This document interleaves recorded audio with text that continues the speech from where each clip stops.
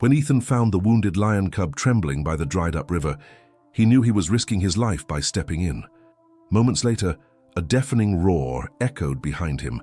The pride had arrived. Now, surrounded by a wall of golden eyes and claws, Ethan's fate seemed sealed. What happened next, no one, least of all Ethan, could have ever imagined. The sun was sinking low over the savannah, painting the grasslands in deep gold and dusty rose. For wildlife tracker Ethan Ross, it should have been just another routine survey in the protected reserve. He moved quietly along the animal trails near the old riverbed, notebook in hand, alert for tracks and movement, yet always mindful of the risks. Out here, the rules were clear. Respect the land, keep your distance, and never, ever interfere with nature's balance. But as he rounded a bend lined with brittle acacia trees, a desperate, plaintive whimper broke the evening calm.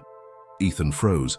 There, tangled in thorny brush and caked with mud, was a lion cub no older than 6 months, its fur matted, one paw twisted awkwardly beneath its body. Blood seeped from a shallow wound on its shoulder. The cub's eyes, wide and pleading, met Ethan's. Every instinct told him to walk away. A lone cub rarely meant safety. It meant the mother and often the whole pride couldn't be far behind. Yet something in the cub's cry, in its helpless shiver, pushed him forward. He moved slowly, speaking in soft tones, careful not to startle the animal or make any sudden movements. He had rescued injured wildlife before, but never something as dangerous or sacred as a lion cub. With gentle hands, he freed the little one from the thorns, wrapped a spare shirt around the bleeding shoulder, and whispered words of reassurance that neither of them believed. Then, in the breathless hush that followed, Ethan's heart hammered in his chest. The air shifted. He felt the tension before he heard it, the subtle crunch of grass, the heavy exhale of breath behind him, the presence of something immense. He turned and saw them. 6 lions, huge, muscled, and bristling with rage, emerging from the brush. The pride's leader, a massive female with a torn ear, locked eyes with Ethan, her snarl revealing razor teeth. The others fanned out, blocking every escape, their golden eyes fixed on the man who dared to touch one of their own. Ethan's breath caught. He stayed perfectly still, the cub still trembling in his arms. He knew there was no outrunning them, no talking his way out of this. His fate, so tightly entwined with the life he'd tried to save, hung by the thinnest thread. And in that impossible moment, as the circle of lions tightened, something happened that would change the course of Ethan's life and the fate of the pride forever. Ethan did not move a muscle. The cub's shallow, frightened breaths were hot against his forearm, and he could feel his own pulse hammering in his throat.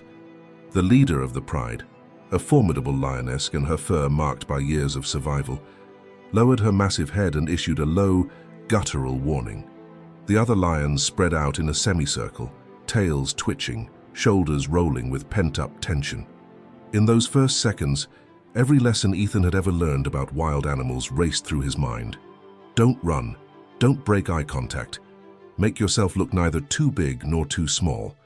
But none of that advice prepared him for the icy wave of fear that swept over him now, clutching a wounded cub as 6 adult lions advanced. Ethan swallowed. His hands shook, but he kept his grip gentle around the cub. "Easy, girl," he whispered, eyes never leaving the matriarch's. The cub whimpered again, wriggling toward the sound of its pride. The matriarch's snarl deepened, hackles rising. One of the younger males bared his teeth, taking a step closer. Ethan didn't dare move. His mind raced for options. If he released the cub now, would the pride see it as a sign of respect, or would they interpret his intrusion as an unforgivable threat? He glanced at the ground. No branches, no rocks, nothing to use as a shield. The air felt charged, heavy with the scent of dust and animal musk. Then, the cub struggled from his arms, giving a desperate little cry as it tumbled to the earth. Ethan let go, keeping his hands visible, palms out, praying the pride would understand. The matriarch surged forward, eyes burning. Ethan flinched, bracing for claws or teeth, but the lioness didn't attack. Instead, she nudged the cub with her nose, inspecting the bandaged wound. She licked its ear, then glanced back at Ethan, her gaze unreadable. Seconds stretched.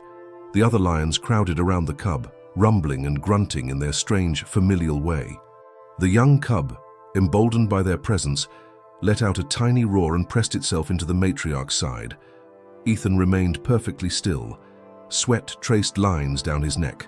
The sun, now a blood-red disk on the horizon, cast long shadows across the grass. He watched as the pride seemed to debate his fate in silence. One young lion gave a warning growl, circling closer. Another, a scarred old male, simply watched, golden eyes unblinking. The matriarch returned her focus to Ethan. She took a step closer. Ethan's breath hitched. The lioness towered over him now, her muscles tensing, her massive paws silent on the dust. She sniffed the air between them, her breath hot and damp against his cheek. Ethan closed his eyes, expecting pain. Instead, he felt the gentle press of her nose against his forehead. A soft huff, almost a sigh. When he dared to look, the lioness was backing away, her expression less hostile, more curious. The other lions shifted restlessly, but the threat in the air began to dissipate. Ethan remained frozen. He knew that any sudden movement could change everything. Slowly, he drew in a breath, steadying his nerves. From somewhere behind, a distant vehicle engine rumbled, a sound Ethan recognized as the reserve's patrol jeep. It was getting closer. The lion's ears flicked back at the noise, their attention wavering. The matriarch gave a low, decisive grunt. At her signal, the pride moved, some melting into the tall grass, others forming a loose protective wall around the cub. The lioness lingered a moment longer, eyes locked on Ethan. Then, with a final commanding glare, she ushered the cub ahead of her and disappeared into the sea of gold. Ethan collapsed to his knees, heart racing, hands shaking violently. He let out a shaky laugh, half sob, half relief. He was alive by nothing short of a miracle. But just as he reached for his radio to call the rangers, a new sound froze him in place. Another, much louder roar, echoing from the far edge of the riverbed. He looked up, eyes wide. A second pride had arrived, drawn by the chaos, and they had not witnessed his act of mercy.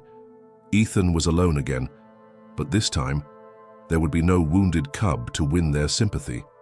As the new lions approached, eyes cold, movements predatory, Ethan realized his ordeal was only beginning.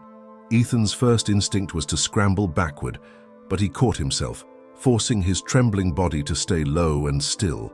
The fresh roars grew louder, guttural, echoing across the open savanna like rolling thunder. Through the dust, shapes materialized.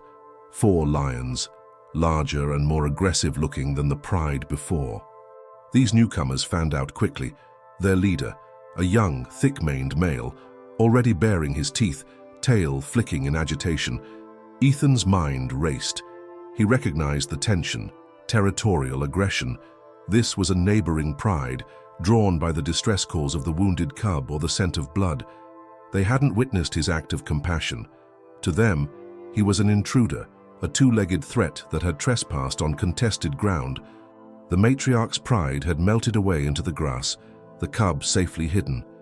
Ethan realized with dread that he was now caught between 2 powerful forces, each capable of tearing him apart with a single command from their leaders. The new lions advanced, their golden eyes fixed on him.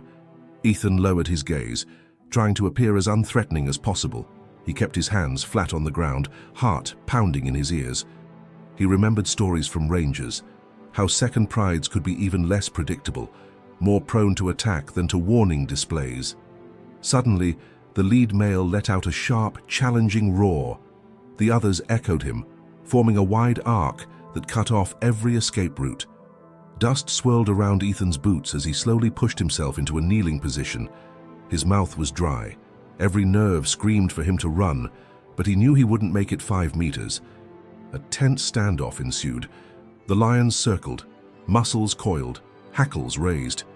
One young female crept closer, sniffing at the ground where the injured cub's blood had pooled. She snarled, clearly agitated. Ethan could see the lines of dried blood on his own hands and shirt, evidence that, to them, made him look like a predator or a thief. Ethan fought to steady his breathing. With careful movements, He reached for his radio, keeping it low and speaking barely above a whisper. "This is Ethan Ross, Section Delta. I need immediate backup at the North Riverbed. Second Pride, repeat, Second Pride, hostile. I am pinned down. Do not approach fast or loud." Static, then a hurried reply. "Copy, Ethan. Ranger team on the way. Hold your position. 10 minutes out." 10 minutes. It felt like a lifetime. He watched the lions, searching for any sign of distraction, anything that might give him a window to escape or climb to safety. But the landscape was unforgiving. Only open grass, scattered rocks, and the dried trunk of a fallen acacia nearby. A sudden movement caught his eye. The pride leader lunged forward, halting just a few feet away, mouth wide and fangs glistening. Ethan forced himself not to flinch, not to cry out. He remembered the wounded cub, the trust he'd earned, the brief moment of connection. Would it matter here? Did these lions recognize anything but threat and territory? Then, from the tall grass to Ethan's right, a deep, familiar rumble echoed. The matriarch. She reappeared at the edge of the new pride's arc, fur bristling, her pride at her back. In a dramatic display of power, she marched directly between Ethan and the second pride, her head low, shoulders squared, issuing a challenge of her own. The two leaders locked eyes. For several long seconds, nothing happened. Ethan barely dared to breathe. Then, in a flurry of motion, the matriarch's pride formed a tight wedge around Ethan, shielding him. The opposing lions snarled, tails whipping, but hesitated. For lions, these standoffs were ritual, displays of strength, dominance, and territorial lines. Attacking an organized pride could mean costly injury. The two leaders paced and circled. The young male snarled, lashing out at the matriarch, who responded with a mighty swipe of her paw, claws flashing. The impact sent the challenger stumbling, roaring in pain. Her pride roared in unison, a sound that sent a chill through Ethan's bones. It worked. The second pride began to back away, glaring and growling but unwilling to escalate further. Finally, with a last defiant roar, the young male signaled his pride to withdraw. They vanished into the long grass, their silhouettes melting into the dying light. Ethan slumped, barely able to process what had just happened. The matriarch turned her massive head to regard him once more. For a moment, Ethan wondered if she might finish what the second pride had started. But instead, she looked past him, toward the sound of distant engines. The rangers were approaching. She issued a quiet grunt, and the pride parted, leaving a narrow path. Ethan understood. His rescue was permitted, but his presence was no longer welcome. As he stood on unsteady legs, the matriarch brushed past, her fur brushing his hand in a gesture that felt almost like thanks, or perhaps a warning.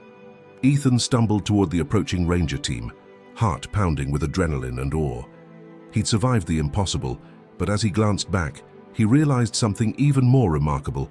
The pride hadn't just spared him, they'd protected him. And as the sun finally dipped below the horizon, a new question burned in Ethan's mind. Why had the matriarch risked her own pride for a human stranger? The ranger team reached Ethan moments after the rival pride vanished, their vehicle rumbling to a halt at the edge of the battered clearing. Flashlights danced across the scene, illuminating the disturbed earth and the last traces of lion tracks. Ethan stumbled toward them, half exhausted, half in shock, his clothes torn and stained with dust and blood. Ranger Selena Niaga, the team's senior tracker, was first to reach him. "Ethan, are you hurt?" "What happened out here?" Ethan managed a breathless laugh. "I'm alive, and I think I just witnessed a territorial standoff, but that's not all." He tried to explain, voice shaking with adrenaline, how the matriarch's pride had intervened to save him, not just once, but twice. Celine shook her head in disbelief. That's not typical behavior, not even close. As the other rangers formed a loose defensive circle, scanning the bush for any lingering threats, Ethan insisted they approach quietly. The matriarch's pride had withdrawn only a short distance, now gathered around the wounded cub beneath a low, twisted acacia. The cub, still bandaged, whimpered softly as the lioness tended its wound. "Let me try something," Ethan whispered, moving slowly toward the pride. Celine followed, careful to keep her body language non-threatening. They stopped a respectful distance away.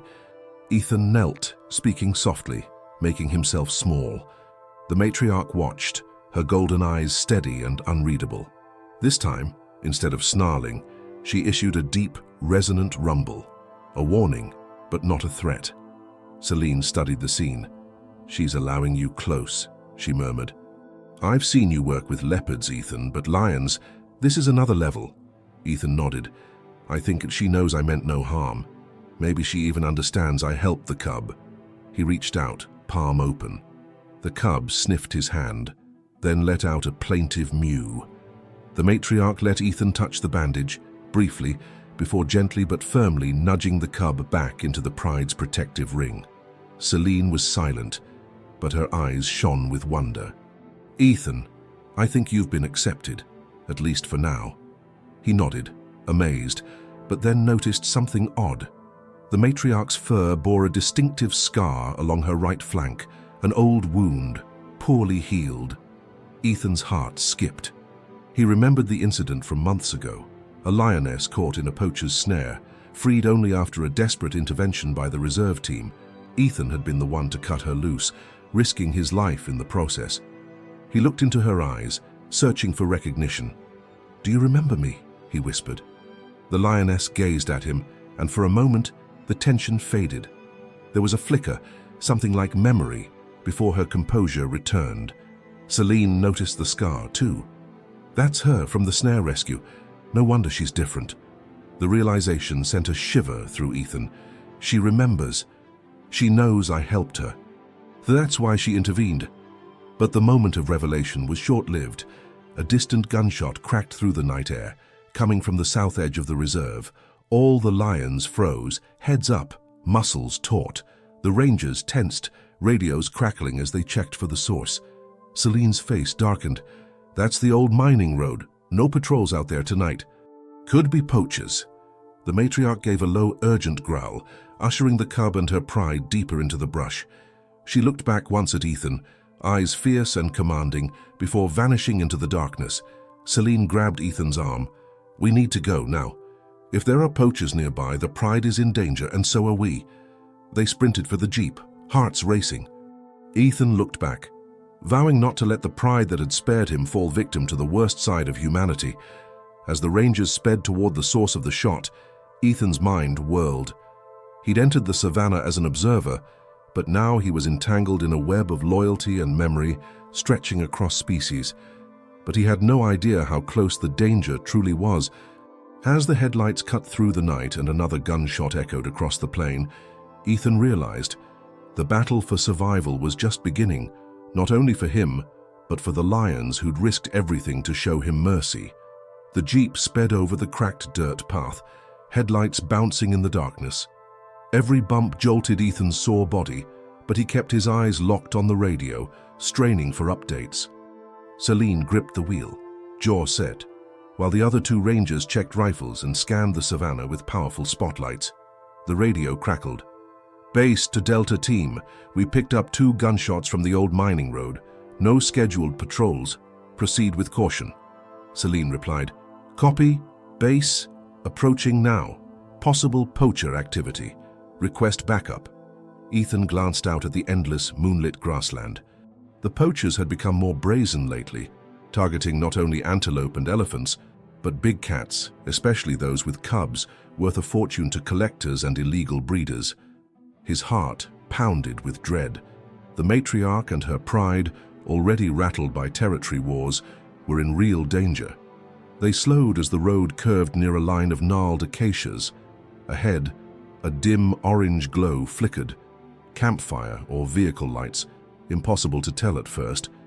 Celine cut the engine, and the team slipped out quietly, moving single file through the waist-high grass. "Visual," whispered one ranger. 2 trucks. 3, maybe 4 men. A figure moved near the firelight, rifle slung over one shoulder, head on a swivel. The rangers dropped low, using the cover of darkness. Ethan inched forward with Celine, adrenaline sharpening every sense. A harsh laugh drifted on the wind. "Heard the shot," another man muttered, South African accent thick. You hit it or not? Pretty sure. Saw something move. Might have been a cub. A cold spike of fear stabbed Ethan's chest. He edged closer, peering through a gap in the grass. In the bed of the first truck, he saw it, a wire cage. Inside, a lion cub, wounded, terrified, pressed against the bars. It was the same cub Ethan had rescued hours before. Celine swore under her breath. "We move on my signal." "Ethan, stay back." He shook his head. "I'm going in.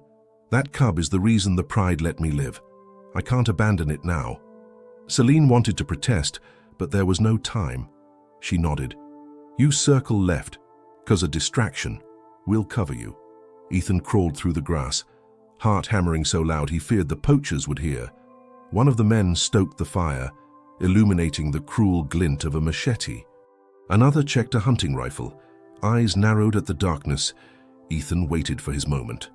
When the first ranger threw a rock to the far side of camp, the poachers snapped to attention, guns raised, searching for the source. Ethan made his move. He darted to the truck, hands shaking as he fumbled with the cage latch. The cub whimpered, pawing at his fingers. Ethan hissed, "Easy, little one. I'm here." The latch stuck, but finally sprang free. He pulled the cub into his arms, wrapping it in his jacket. As he turned, one of the poachers spotted movement and shouted, "Hey, who's there?" Ethan bolted, sprinting for the brush as shots rang out. Bullets ripped through the air, tearing at the grass. Celine and the rangers opened fire, aiming above the poachers' heads to drive them back. The cub squirmed, claws digging into Ethan's shoulder as he ducked behind a fallen tree. Our poacher pursued, machete raised, teeth bared in a wild grin. "Drop the cat or you both die." Ethan braced for the worst. Then a thunderous roar erupted nearby. The matriarch, drawn by the commotion, exploded from the undergrowth, fur bristling, fangs flashing. She slammed into the poacher, knocking him sprawling. The man scrambled away, howling in terror, rifle abandoned. The other poachers saw the massive lioness and fled for their vehicles, tires spinning in the dirt. The rangers advanced, securing the camp as the trucks vanished into the darkness. For a heartbeat, Ethan and the lioness stood face to face in the glow of the dying fire. He held out the cub, hands shaking. The matriarch approached, sniffed her cub, then Ethan, her hot breath washing over his face. She took the cub gently by the scruff, gave Ethan a last unreadable look, and vanished into the night, her pride melting from the shadows to follow her. Celine reached Ethan, eyes wide with relief. "You're out of your mind, you know that." Ethan managed a shaky smile. "They saved me. I owed them." But as the team regrouped, one ranger inspected the abandoned truck and let out a low whistle. "Ethan, you need to see this." Inside the glove compartment, hidden beneath maps and ammunition, was a torn piece of a ranger's uniform, blood-stained, marked with a familiar badge. Celine's face went pale. "That's from our station. Someone tipped them off. There's a traitor inside the reserve." Ethan's relief turned to dread. The battle to save the lions was far from over, because now the enemy might be closer than anyone realized. Dawn bled slowly over the savannah, painting the grass in muted gold as the rangers packed up the last evidence from the poachers' abandoned camp. Ethan stood beside Celine, his thoughts spinning as he stared at the torn, blood-stained ranger badge in her gloved hand. The symbol was unmistakable. One of their own had helped the poachers. Celine's voice was grim. "We'll keep this quiet for now. No one outside this team hears about the badge. Not until we know who we can trust." Ethan nodded, but suspicion twisted in his gut. He thought of the small, tight-knit group of rangers who patrolled this sector, men and women he'd eaten with, trusted with his life. The idea that one of them was selling out the animals, the Landy and their colleagues, made his skin crawl. As the sun rose higher, the team split up. 2 rangers headed back to headquarters with the evidence, while Celine and Ethan took the jeep to circle the area for more clues.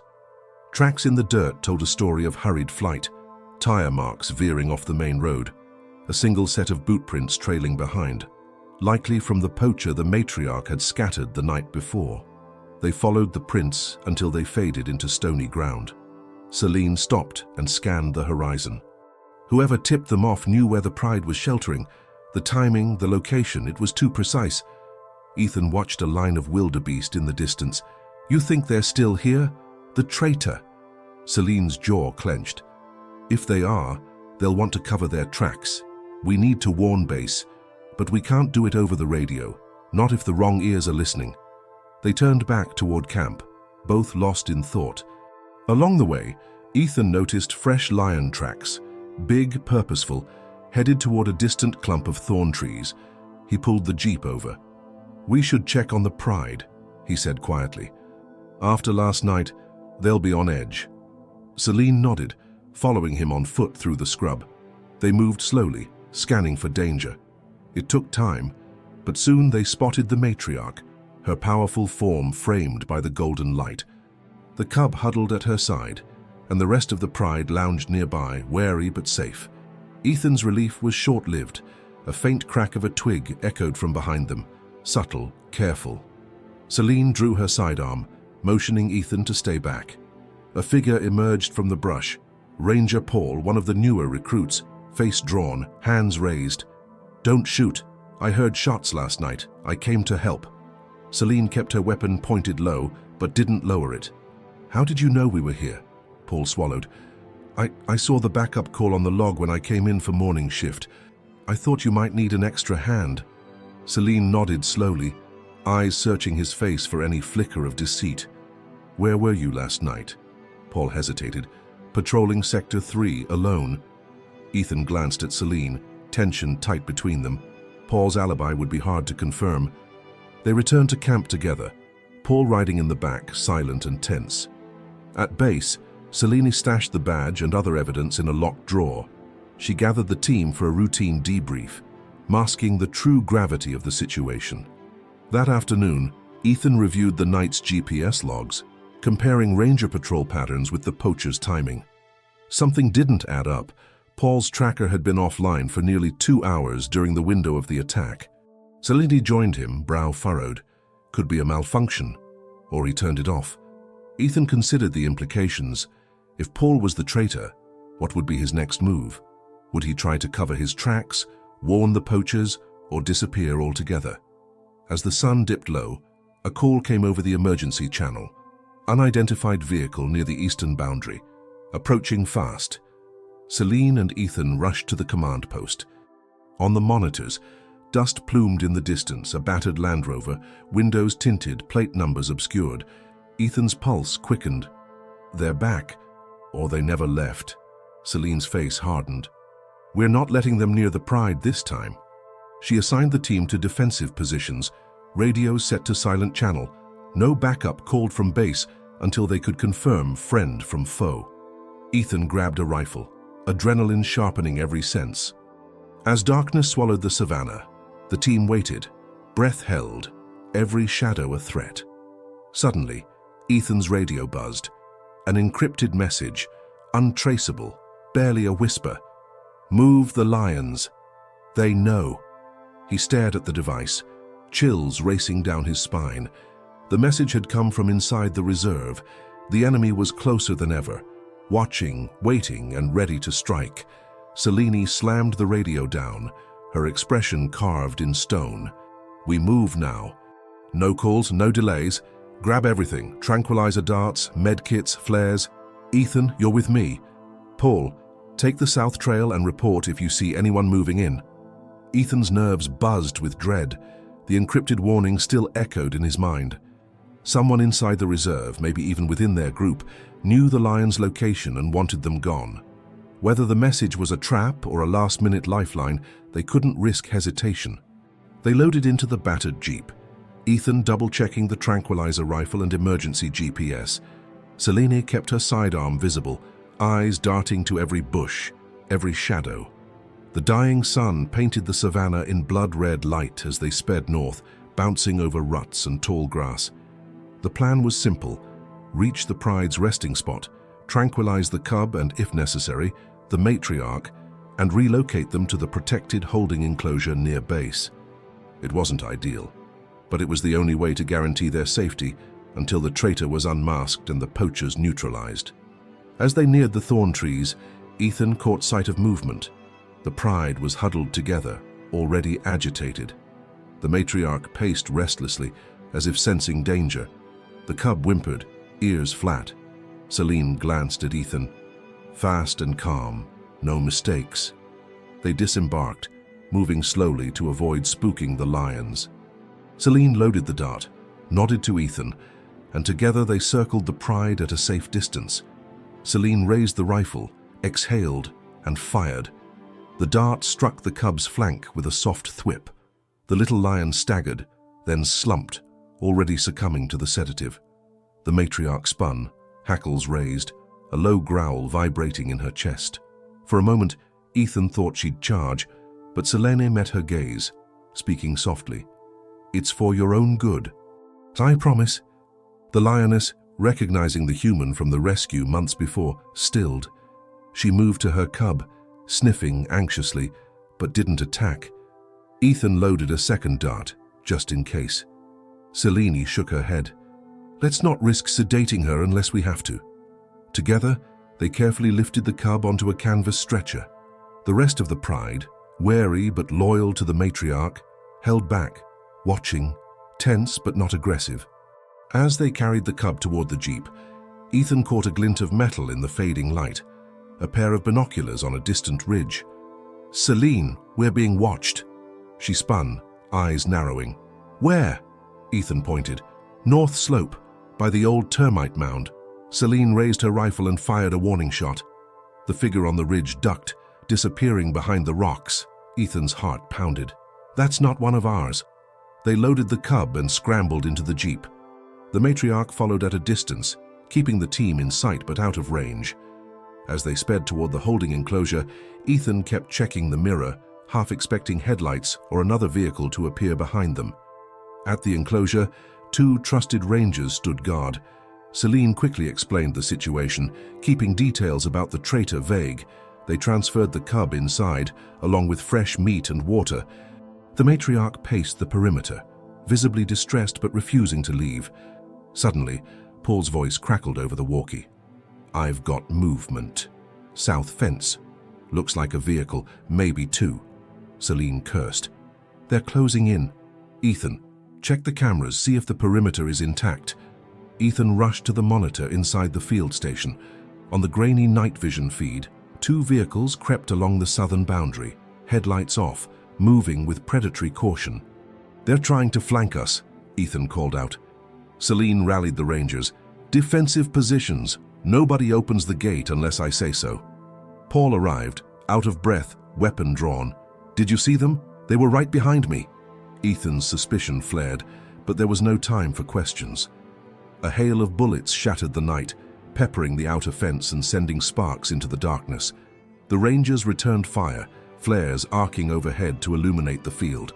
The matriarch roared, rallying her pride to her side outside the enclosure, a living barrier of muscle and claws. The firefight raged for minutes, long, terrifying minutes where every second felt like an hour. Ethan crouched by the cub, shielding it from stray rounds. Celine coordinated the defense, her orders crisp and steady. At last, the poachers retreated, engines roaring as they vanished into the night. Silence crashed over the enclosure. The matriarch pressed her massive head to the fence, eyes never leaving her cub. Celine sagged with relief. "We held them off, for now." But Ethan's phone vibrated with a new message, again encrypted, again anonymous. "They're coming for the cub at sunrise. Someone will open the gate from inside. Trust no one." Ethan stared into the darkness, pulse thundering. Inside their circle of supposed allies, the true enemy was waiting. The holding enclosure, usually a place of quiet observation and safety, had turned into a fortress besieged by shadows and doubt. The night was heavy with tension. Floodlights cut across the dusty compound, throwing long, nervous shadows. Every ranger clutched their rifle a little tighter, and every eye flicked to the others with guarded suspicion. Celine moved from station to station, double-checking the locks, the perimeter alarms, the radio frequencies. Her voice was steady, but her posture betrayed a deep unease. Ethan saw it in the tightness of her shoulders, the way her hand hovered near her sidearm. Inside the enclosure, the cub slept restlessly, stirring each time the matriarch let out a low, anxious rumble from the other side of the fence. The rest of the pride lingered in the darkness beyond the floodlights, a living wall of loyalty and tension. Ethan sat in the small monitoring hut, scanning the security feeds for any sign of movement. The words from the anonymous message replayed in his mind. Someone will open the gate from inside. Trust no one. He watched the other rangers through the windows, Paul cleaning his rifle at the truck, Mara pacing by the north fence. Daniel, quiet, almost too quiet, checking batteries on the portable floodlights. Celine entered, closing the door softly. She studied Ethan for a moment, then spoke in a whisper. "We can't keep this up. We're exhausted, and if the poachers try again, someone will slip." Ethan nodded. "We need to draw the traitor out, force their hand before sunrise." Celine frowned. "You have an idea?"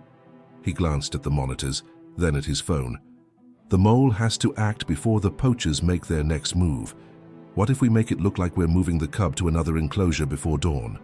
Set up a decoy vehicle. Make some noise about changing the schedule." Celine considered it, then nodded. "It's risky, but it might flush them out." They returned outside and gathered the team. Ethan watched every face, searching for any tell. Sweat, two nervous glances, a slight hesitation. "We're moving the cub at 400 to the north enclosure," Celine announced, loud enough for everyone to hear. "I want all eyes open and the main gate guarded. Paul and Mara, you take first watch on the gate. Daniel, and help me prep the vehicle." Paul looked up, his expression unreadable. "We'll hold the gate, boss." Ethan felt his nerves tighten. The hours dragged by in a haze of anticipation and suspicion. He checked and rechecked the dart rifle, ready in case things went sideways. At 03:30, Celine came to Ethan, her voice barely audible. "I've looped the north fence cameras. We'll be watching from here." She pointed to a hidden corner near the enclosure's back entrance. "With night vision. If the traitor makes a move, we'll catch them." The team split. Ethan huddled near the decoy vehicle, feigning busyness. Mara was nearby, her gaze darting between Ethan and Paul. The clock ticked past 4. Nothing. Then, barely a whisper of movement, Paul slipped away from the gate, circling toward the side entrance. Ethan radioed Celine in code. "Movement, north corner." Celine responded instantly. "I'm on him." Ethan watched as Paul knelt by the fence, hands working at the lock. He glanced over his shoulder, then slid a key, one only the senior staff should have, into the padlock. He turned it, the mechanism clicking open in the silent dark. Before he could move further, Celine and Mara emerged from the shadows, weapons drawn. "Don't move, Paul." Celine's voice was icy, furious. Paul froze, then raised his hands slowly, eyes wild with panic. "It's not what you think. I was told to open it. They said they'd hurt my family if I didn't." Mara stepped forward. "Who contacted you?" Paul shook his head, voice cracking. "I don't know. They called and said they'd been watching me for weeks. Sent pictures of my wife, my daughter. I didn't want to, but..." Celine's fury faded into grim sympathy. "We'll get your family protection." "But you're not opening that gate." Ethan rushed to the enclosure, dart rifle ready, as Celine handcuffed Paul and called for emergency backup to secure his family. Mara reset the lock, double-checking every connection. But at that moment, the floodlights flickered, then died, plunging the compound into inky darkness. A shot rang out from beyond the fence. Chaos exploded. The pride roared, the matriarch's voice splitting the night. In the confusion, Ethan saw a shadow moving fast toward the enclosure. A figure not in ranger uniform, armed and desperate. He raised the dart rifle and fired, hoping for a miracle. The dart found its mark, but the attacker crashed into the gate, wrenching it half open before collapsing. In a heartbeat, the matriarch lunged, standing protectively between the cub and the intruder. Ethan and Celine braced for the final assault, the air thick with gunpowder and fear. Sunrise was minutes away, but safety felt a lifetime out of reach. The world outside the enclosure was chaos. Shouts, engine revs, the crack and sizzle of gunfire echoing in the first pale hints of dawn. Ethan's chest tightened as he pressed his back to the enclosure wall, adrenaline scorching through his veins. Celine was already barking orders over the radio, her voice calm but edged with urgency. "Mara, cover the north gate." "Daniel, stay with Paul. Keep him down and safe." A hail of bullets rattled the fence, sparking against the steel mesh. The pride roared as one, their voices rolling across the savannah like thunder. The matriarch crouched by her cub, tail lashing, teeth bared, a wall of muscle and fury between her family and the intruders. Ethan's eyes darted to the monitoring hut. One of the poachers was already trying to breach the side door. He dashed forward, flattening himself against the mud brick wall as glass shattered. The poacher, masked and wiry, forced his way inside, dragging a heavy bolt cutter. "Stay back," Ethan shouted, aiming the dart rifle. The poacher turned, raising a pistol. Time slowed. Ethan squeezed the trigger, praying for precision. The dart struck the man's shoulder. He cursed, stumbling, but fired anyway. A wild shot that punched a hole through the wall inches above Ethan's head. The poacher's legs buckled, and he collapsed onto the broken glass, out cold. Outside, the rest of the squad held their positions, firing controlled bursts into the dark to keep the poachers at bay. The air stank of burnt cordite and fear. Mara shouted from the gate, "They're trying to ram through." An old Land Rover, engine roaring, slammed into the steel bars, buckling them. Sparks flew. The matriarch snarled, pressing the cub deeper into the shadows. Another lion, a younger male, bared his teeth and threw himself at the bars, roaring so loud it rattled Ethan's bones. Celine crouched by Ethan, reloading her sidearm. "If they get through, it's over for all of us and the pride." Ethan gritted his teeth. "We hold no matter what." In the confusion, Daniel radioed in, voice trembling but clear.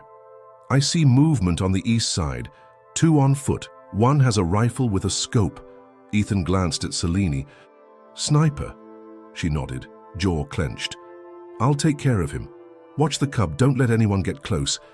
Celine slipped into the tall grass, moving like a shadow. Ethan, heart pounding, crawled to the enclosure's inner gate and peered out. He saw Paul, still handcuffed, cowering behind a water barrel.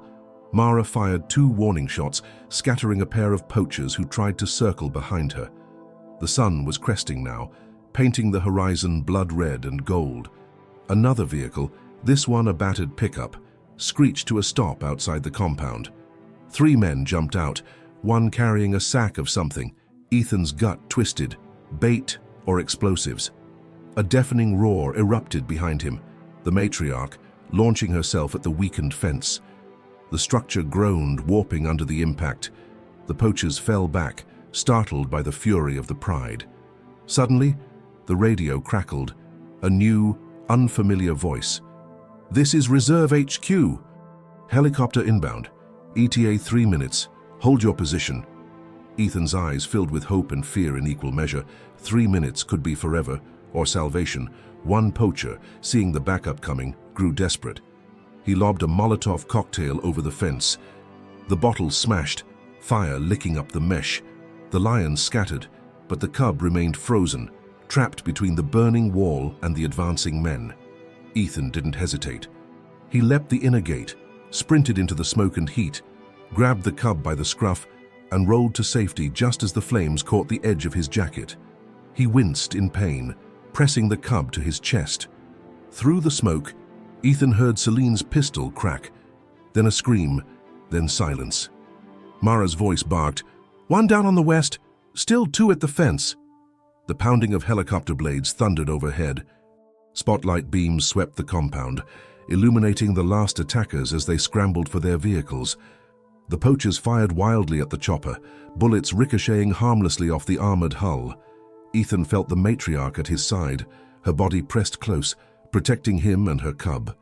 He locked eyes with her, an understanding passing between man and beast. As the helicopter touched down and rangers in tactical gear poured out, the remaining poachers sped away into the bush, leaving only dust and the distant wail of sirens. The siege was over, but as Ethan staggered to his feet, holding the cub, he saw Daniel staring at Paul with narrowed eyes. Paul was pale, lips moving in frantic whispers. Mara approached Ethan, eyes hard. "There's more to his story, isn't there?" Ethan nodded, breathless. "We'll get the truth. But first, let's make sure the pride survives the sunrise." Yet in the quiet that followed, As rangers rushed to douse the fire and tend to the injured, Ethan knew one thing for certain. The enemy wasn't only outside the fence, he was somewhere within. The first rays of sunlight crept over the battered compound, revealing the toll of the night's battle. Burn marks scorched the enclosure's fencing. Empty casings and shattered glass littered the earth. The pride gathered warily at the far end, the matriarch licking the cub's singed fur while the rest of the lions paced and grumbled, still on edge. Rangers in tactical vests fanned out, securing the perimeter, tending to wounded, and cataloguing the weapons and vehicles left behind by the fleeing poachers. The helicopter sat idling, ready to evacuate the injured or give chase if needed. But Ethan had eyes only for the men around him. Paul sat on the ground, head in his hands, cuffed and shaking. Mara stood over him, expression stormy. Daniel, who had spent most of the siege by the eastern fence, watched Paul with an inscrutable stare. Celine checked the wound on Ethan's arm, her touch gentle despite the exhaustion etched on her face. "We need to finish this," she said quietly. "No more shadows." Ethan nodded, jaw set. He walked to Paul and crouched down, voice steady but not unkind. "We know you were threatened, but you still made choices, Paul. Tell us everything. How did they contact you? How did you get the key?" Paul's lips trembled. "It was Daniel. He came to my bunk the night after that first attack, said the poachers had photos of my family. He gave me the key, told me to use it if I got a signal, that I'd know the moment." All eyes turned to Daniel. His face barely changed, but his hands clenched. Celine's voice was cold steel. "Is that true, Daniel?" For a moment, Daniel was silent. Then, with a resigned sigh, he let his rifle drop and raised his hands. "I did what I had to. They found me during my first year here. My father owed money, bad people. They said I could pay it off with information. Patrol routes, times, which gates had fresh welds, small things at first, then bigger. When I realized they wanted the cubs, it was too late. I was in too deep." Mara's face twisted with anger and grief. "You could have come to us." Daniel shook his head, eyes shining. "They said they'd kill my father, and then they got to Paul. I tried to shield him, but—" He broke off, looking away. Celine exhaled, voice low but fierce.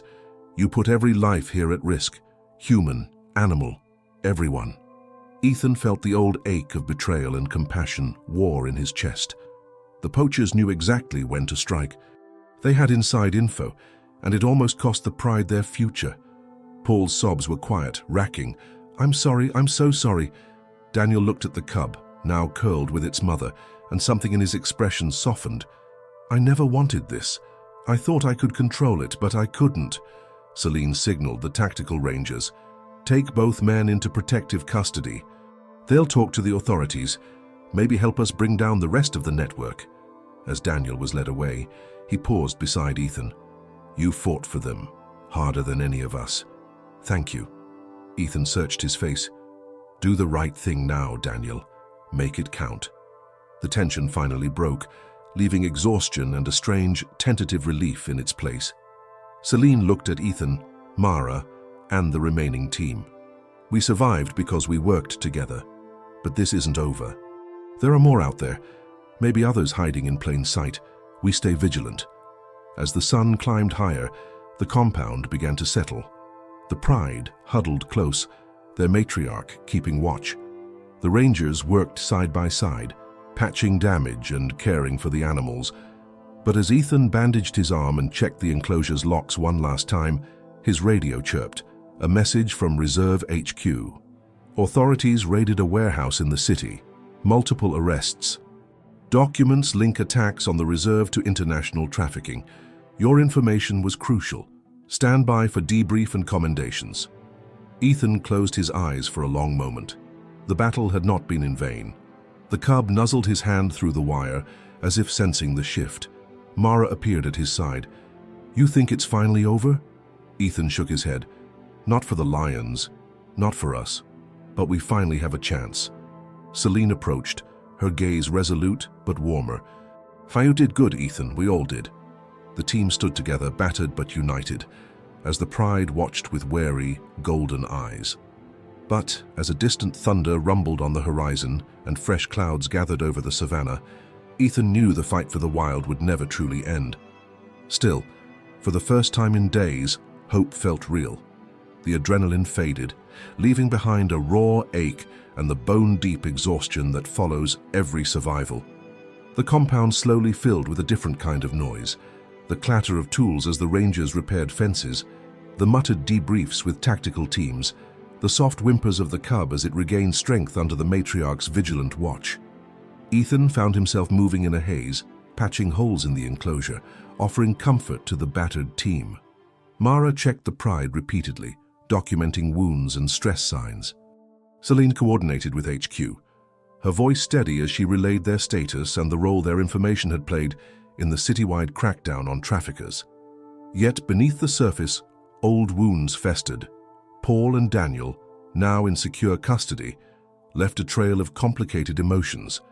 Some rangers muttered about betrayal, others spoke quietly of compassion, how easy it was, under enough pressure, to be forced into impossible choices. Ethan felt the heaviness of it all, a weight that settled deep in his chest. The matriarch rarely left the cub's side. She paced the fence whenever a human approached, wary but not hostile. At times, she locked eyes with Ethan, and he saw something different, a recognition, perhaps, that their fates were bound together by more than chance. Celine found Ethan alone by the enclosure, as dusk painted the savannah in burnt orange and violet. "You did well," she said, her voice softer than usual, "even when things fell apart." Ethan managed a tired smile. "I was just trying to make it right, for the pride, for the reserve." They sat in silence, listening to the gentle wind and distant calls of nightjars. Finally, Celine spoke the thought they'd both been carrying. "Do you ever wonder if we'll win? If the wild will ever be safe again?" Ethan looked through the mesh at the pride, the battered cub, the matriarch's eternal vigilance. "I think winning isn't one big victory. It's surviving another night, giving ourselves, one more chance." The two shared a quiet moment, comforted by the resilience they'd witnessed in each other and in the animals they'd risked everything to protect. But the peace was fragile. As night deepened, a convoy from Reserve HQ arrived. Officials in crisp uniforms debriefed the team, congratulating them on their courage and handing out hastily signed commendation slips. But Ethan could see in their faces a different calculation, the cost of what had almost been lost, the awareness that, even now, the reserve was a target. One official lingered, a tall, serious woman with a keen gaze. She introduced herself as Inspector Moyo from the National Wildlife Crimes Task Force. "I've made enemies," she told Ethan and Selina, not unkindly. "The syndicate is hurt but not broken. You'll be on their radar, and so will the pride." Celine squared her shoulders. "We're ready." Inspector Moyo nodded. "So is HQ. New protocols, better surveillance, undercover agents. But you must stay vigilant. This isn't over." As the official left, Mara joined Ethan and Celine. She was quiet, her usual spark dimmed by fatigue. "What now?" she asked. "We rebuild the fence, heal the lions, try to sleep." Ethan managed a real smile. "That's a start, and we trust each other, really trust, until the next test comes." Night settled, and the camp slowly grew calm. The rangers shared a simple meal, telling half-hearted jokes and remembering those who'd stood beside them in darker moments. The matriarch's pride slept in a tight circle, the cub snuggled safe and warm. But in the cool darkness, as Ethan walked the fence one last time, he paused at a patch of fresh earth just outside the enclosure. Something glinted in the moonlight, an empty bullet casing, polished clean. His heart clenched. It wasn't from the firefight, it was a message. He scanned the horizon, suddenly alert. Somewhere out there, the enemy was watching, waiting for another weakness. Ethan knelt, hand resting against the fence. The matriarch approached, her eyes reflecting the moon, her breath deep and even. He whispered, "We're not done, are we?" The lioness blinked, then sat quietly, regal and unbowed. Ethan knew the answer. As the night deepened, thunder again rolled in the distance. Not a storm, but the echo of footsteps, engines, and the relentless struggle between those who would protect and those who would destroy. The real test was still to come. The silence of night was shattered just after midnight by the distant cough of engines and the sudden flare of headlights cutting across the bush. Ethan, already restless, sprang to his feet and raced toward the enclosure, his radio hissing with frantic voices. "Multiple vehicles approaching, north fence, repeat north fence." Celine, boots crunching on gravel, joined him at a run. Mara and 2 HQ Rangers scrambled for their weapons, spreading out along the perimeter. The matriarch, sensing danger before any human could, raised her head and let out a warning roar, echoed by her pride. The cub pressed against her side, wide-eyed and trembling. Spotlights from the compound swept across the landscape, illuminating a convoy of 3 battered trucks.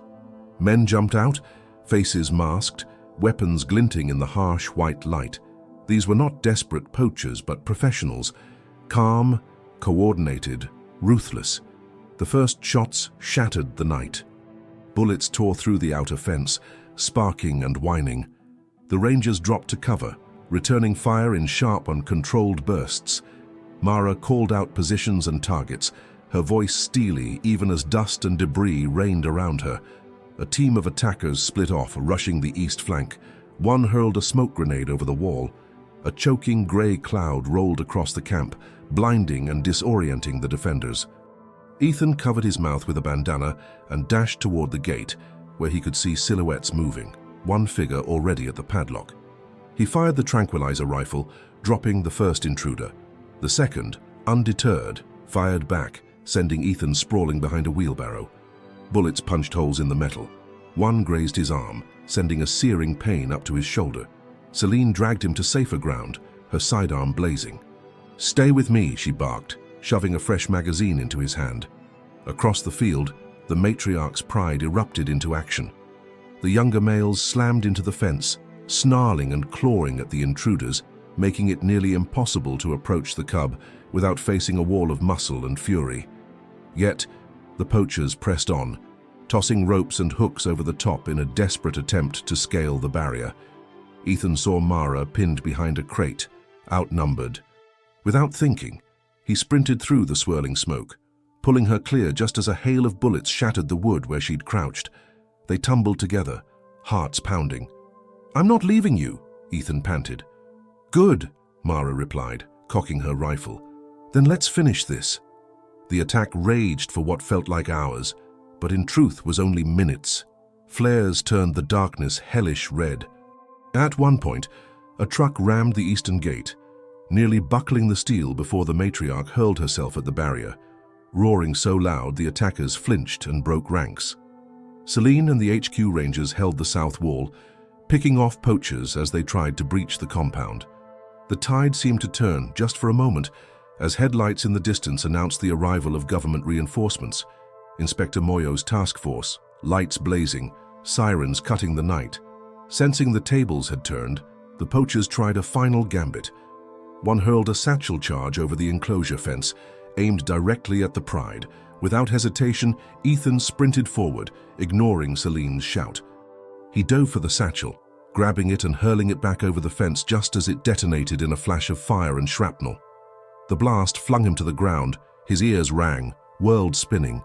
Through the haze, he saw the matriarch pressed over her cub, protecting it with her own body. The attack collapsed in chaos. With task force vehicles pouring in, the poachers fled, scrambling into the bush, leaving behind weapons, trucks, and several of their own wounded. Ethan struggled upright, blood trickling from a cut on his forehead. Mara was at his side, breathless, helping him to his feet. The matriarch limped, but alive, the cub miraculously unharmed. Celine found Ethan, gripping his arm. "You all right?" He managed a shaky smile. "We're here. So are they." Inspector Moyo approached, eyes blazing. "They'll be running for days, but we'll find them." This was their last stand, but as the adrenaline faded, Ethan realized the price. The fence was destroyed, supplies ruined, the pride shaken to the core. Mara placed a hand on his shoulder. "We did it, Ethan. Against everything, we did it." Ethan looked to the matriarch, her golden eyes shining in the ruins of dawn. But in the faintest rumble of the earth and the distant wail of sirens, he understood. The struggle to protect the wild would never be finished. Yet as the first true light broke, it was hope, not fear, that filled the compound. As the echoes of gunfire faded and the dust finally began to settle, Ethan sank to his knees beside the battered fence, heart racing, lungs burning. Around him, the compound was a landscape of chaos: shattered mesh, bullet-pocked vehicles, the acrid sting of smoke and cordite lingering in the dawn air. Mara crouched beside him, hands shaking but steady as she pressed a field dressing to the cut above his eyebrow. "Stay with me, Ethan," she whispered, voice thick with relief and fear. "Don't you dare check out now." Ethan managed a crooked smile. "Not a chance. I want to see how this ends." Celine moved through the wreckage, coordinating the wounded, double-checking that every poacher was accounted for. She gave orders with the calm of someone who'd spent her whole life on the edge, yet her eyes softened every time she glanced at the lions. Inspector Moyo's team swept through the site, rounding up the last of the attackers. Several rangers and HQ staff bore injuries, but miraculously, there were no fatalities. The Pride, too, had survived. The matriarch's side oozed blood from a fresh gash, but she stood firm, tail high, glaring down any human who came too close to her cub. Ethan found himself drawn to her side of the fence. He knelt, letting the lioness come to him if she wished. For a long moment, they simply regarded each other, the battered man and the wounded queen, survivors joined by luck, courage, and something deeper than either could name. He spoke softly, as if to a friend. "You saved them. You saved all of us." The matriarch pressed her broad head against the mesh, almost gently. Ethan raised his hand, fingers barely brushing the steel. He thought of everything they'd endured, the betrayals, the firefights, the nights spent afraid that the next attack would be their last. Yet here they were, together in the golden light, each nursing wounds but still standing.